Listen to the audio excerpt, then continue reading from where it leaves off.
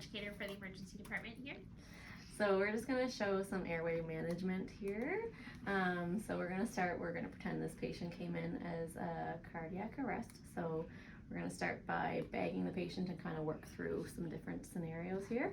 So when you know that you're going to have to bag someone, I always want you to check the bag first, make sure it's working properly. So you want to occlude the end here and then squeeze, make sure that the air is not escaping. And then I'm going to move my hand away, squeeze, and it should reinflate on its own. We also have a PEEP valve on here, which we should have on all the ambu bags in trauma.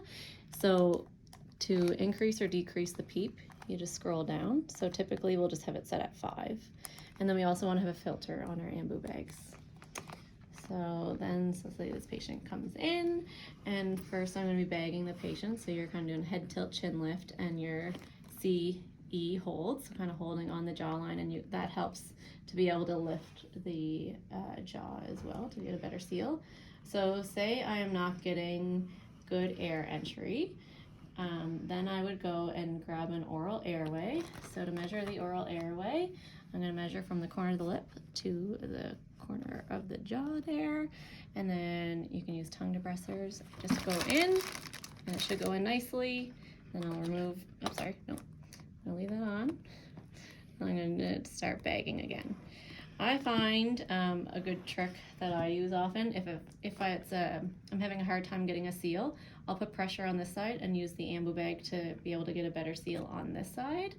Or if you're having a lot of trouble, have 2 people do it. So you can have one person holding the bag or holding the airway, and then the other person bagging. So let's say we're still not getting good air entry, then we'd have to do an alternative airway. So for this, you'd need a physician to put an LMA in. So I would remove this and grab an LMA. So these are the LMAs we have currently. So it says on the package the weight that the patient should be. So this would be like your adult male for sure. And then what it looks like in the package. So you would deflate the cuff. So this cuff's already deflated, as you can see, but you would pull all the air out, and then I would use tongue depressors, or again use my gloved hand, and then you're gonna push this in as far as it'll go till you hit resistance, and then I would inflate until you get good pressure. So I'm inflated. Like that, and then I would take the mask off the ambu bag and then pop this on here, and then again I would bag. And there is a leak with this one, but it's just because it's a mannequin. But I am getting good chest rise there now. So say they're still doing CPR, all that, this is a great way to continue to bag them. You know you're getting a good seal, getting good air entry. Once we do get ROSC and the patient is stable and you have the physician available to intubate, then we would get everything ready to intubate. So we have the glidoscope here today. So typically most physicians are using a glidoscope because it's great for visualization. We use the stylet that goes with the glidoscope, and we would prep the tube. Sometimes you need to put a little bit of lubrication on the stylet. So if you're finding it's hard to put it in, always good to, I usually just dip the end in the lube and then put it through the ET tube. You also want to make sure you do check your laryngoscope and blade. So just put it on, make sure that you're getting a nice bright light, just to have as an alternative. So Laura's got the stylet in the tube, and you just want to make sure that the metal isn't coming out the end of the tube. So then we would keep bagging. We also want to make sure we have our end tidal CO2, and then we also have our continuous end tidal CO2 monitoring, and then something to secure the tube after. It's always nice to have a second ET tube there too, a half a size smaller. So I'm going to, when it comes time, so we're bagging the patient, make sure the patient, if possible, is pre-oxygenated, so have them 100%. So we'll bag until we can get that up. Sometimes you can't do that, so it's up to the physician to say when they want to do this. So then I'm going to deflate the cuff, and then you just simply pull this out. And then I would have a mask on here, ready, just in case. So then I would pretend we're bagging. We'd turn the gyroscope on. And I guess to attach, I'll show you how to attach the blade too. So there's this little piece here. So just go on until you feel it get in the groove, and then you push down and twist and it locks it in place. Don't try to force it. There's a groove that you'll find there. So otherwise don't force it. So with this, then we would make sure the patient's positioned appropriately.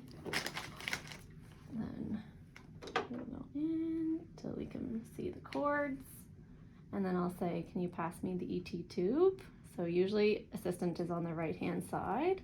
Once I see this, so then I'm gonna go in and I'll say stylet out. And the trick here is to pull forward. And then I would slide the ET tube in a little bit further.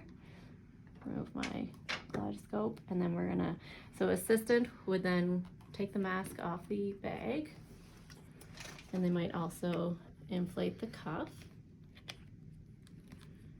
Laura put the end tidal CO2 on there, so that's great. Hook it on here, and then I'm also gonna say to the writer, okay, my ET tube is at 22 at the teeth, and then I'm gonna give some breath.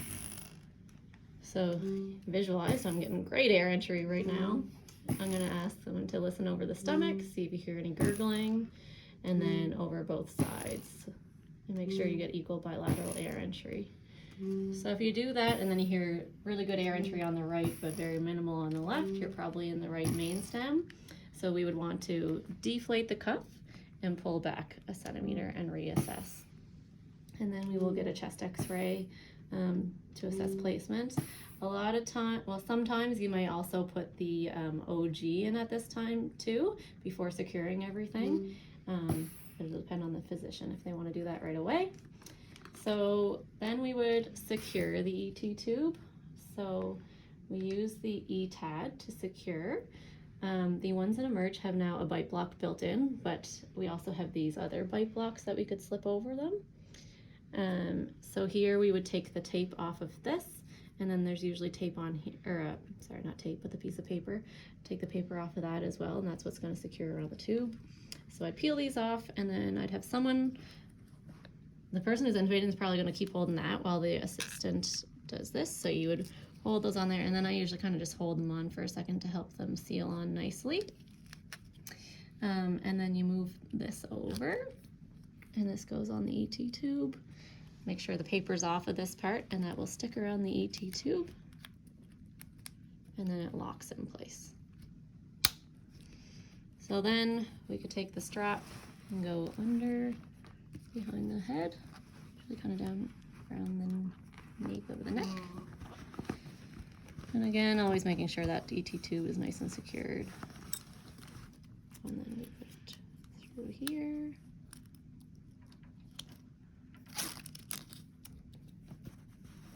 So you don't want it to be too tight. You should be able to still get a finger in there pretty easily, but you don't want it to be too loose. You want to make sure it's securing nicely. So then, now we've got this secured, I could then put the bite block on. So the bite block just slides, over from the side, but you just slide it over top. And then you can secure on the ETAD, so this part just peels off. And you secure it. I usually secure it as close to the end as I can, not back far, because then you won't be able to move the ET tube anymore. So if I put it as close to the edge as I can, then I still have some movement. And we usually move that every couple hours, just to prevent any pressure sores on the lips. So from there, you want to hook up your continuous end tidal CO2 monitoring if you haven't already used that rather than this one.